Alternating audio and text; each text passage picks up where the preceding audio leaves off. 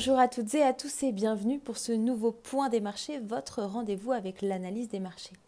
Pour ce nouveau numéro, c'est François Tory, expert chez Agritel, qui répondra aux questions de plein champ depuis son domicile. Alors François, on a assisté lundi soir à un événement inédit sur le marché du pétrole à New York. Le baril s'est en effet échangé à prix négatif.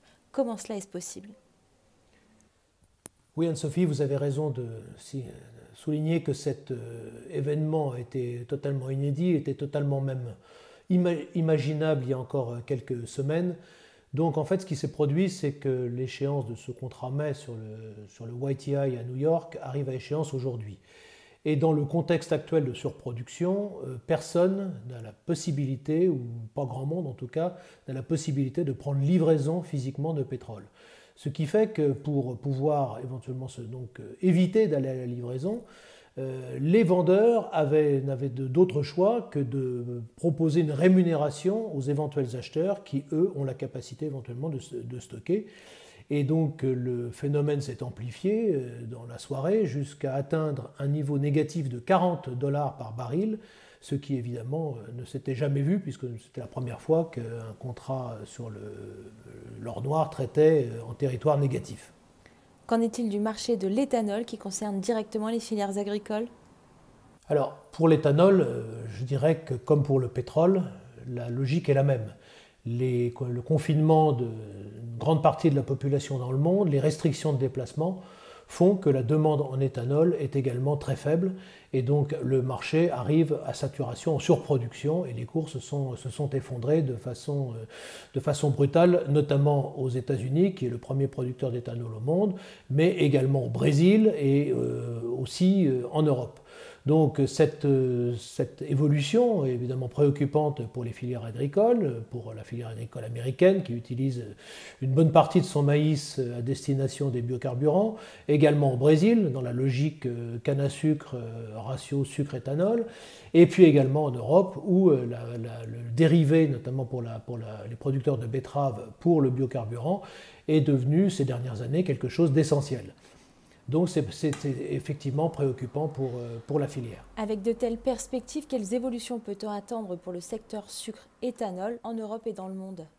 Alors, cette chute des cours de l'éthanol va bien évidemment modifier radicalement la perspective du bilan mondial, essentiellement parce que les producteurs brésiliens vont, dans cette saison qui vient de démarrer au 1er avril, radicalement modifier le pourcentage des cannes qu'ils dédiaient à la fabrication d'éthanol face au sucre. En 2019-2020, donc la saison passée, ils ont consacré 35% des cannes pour faire du sucre et 65% pour faire de l'éthanol. On estime que si la situation reste similaire à celle que l'on connaît, que les producteurs brésiliens pourraient consacrer 45% de leurs cannes à faire du sucre et donc 55% seulement à faire de l'éthanol.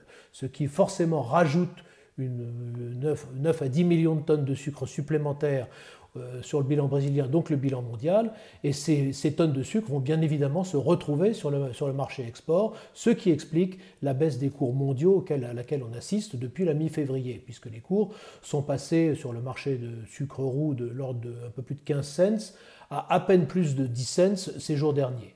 Alors sur le marché européen, pour l'instant, compte tenu de l'étroitesse des disponibilités, de deux mauvaises saisons consécutives, les disponibilités sont telles que les cours sur le marché européen parviennent à s'émanciper un petit peu des cours sur le marché mondial. Donc c'est un soulagement, je dirais, pour les producteurs, mais il ne pourrait bien sûr être que temporaire. Et si toutefois la saison 2020-2021, donc les betteraves qui seront récoltées à partir de cet automne, on a une bonne production, évidemment, on serait peut-être de nouveau sous la menace de la baisse des cours du sucre dans le monde. C'est quelque chose qu'il faut suivre. Enfin, quel est le conseil d'Agritel ? Alors, le conseil, bien évidemment, c'est dans des marchés aussi troublés, avec autant d'incertitudes liées à cette crise sanitaire, c'est de rester extrêmement vigilant sur l'ensemble des cours, de surveiller les évolutions, les différentes informations qu'on peut avoir, et bien sûr d'être extrêmement rigoureux sur la gestion de son risque de prix sur ces différentes productions agricoles. En dehors de ça, les prévisions d'évolution des cours sont évidemment très compliquées à faire. Les mesures de déconfinement qui vont être prises à partir de la mi-mai, on n'en connaît pas encore tout à fait tous les contours, et évidemment elles sont essentielles pour la nature de la reprise économique en France, mais aussi dans bien d'autres pays qui vont être rapidement concernés par ces mesures de déconfinement. Merci François, ce numéro est maintenant terminé. Merci à tous de nous avoir suivis. Rendez-vous dans 2 semaines pour votre prochaine édition du Point des marchés. Retrouvez les analyses d'Agritel sur le service expert Grande Culture de Planchamp.com.